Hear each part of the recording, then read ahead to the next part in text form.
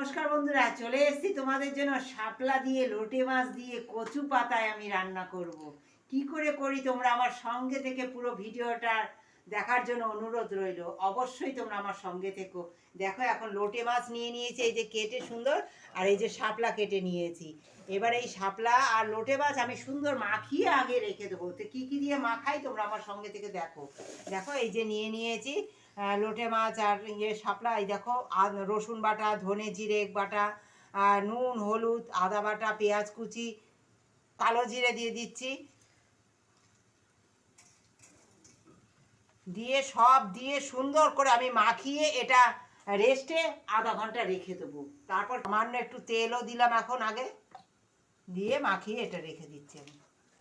কচু পাতায় দেখো আমি এই যে শাপলা লোটে মাছ দিয়ে আমি করব। এই যে দুধমান কচু পাতা নিয়েছি, হ্যাঁ।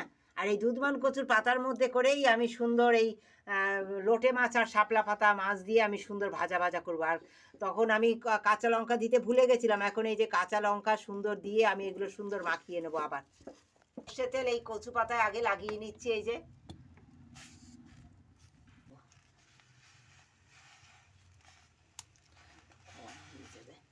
এই যে সুন্দর বসিয়ে দিয়েছি, দিয়ে আমি এই যে সুন্দর সর্ষের তেল আবার উপর দিয়ে একটু দিয়ে দিলাম, দিয়ে আমি সুন্দর ঢেকে দেবো।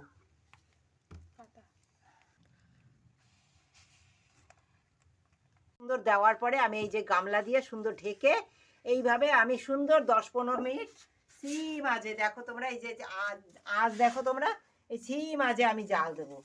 এই যে লোটে মাছ আর শাপলা সুন্দর এই পাশটা আমার দেখো হয়ে গেছে। এবার আমি উল্টিয়ে এদিকটা দিয়ে দেবো। দেখো দেখো বন্ধুরা, শাপলা দিয়ে লোটে মাছের রেসিপি আমার তৈরি হয়ে গেছে, একদম সার্ভ করার জন্য রেডি। তোমাদের যদি ভালো লাগে তোমরা ট্রাই করো, আর যদি প্রতিদিনের ভিডিওটির পাশে থেকে তোমাদের ভালোবাসা দিয়ে লাইক, শেয়ার এবং সাবস্ক্রাইব করে দিও।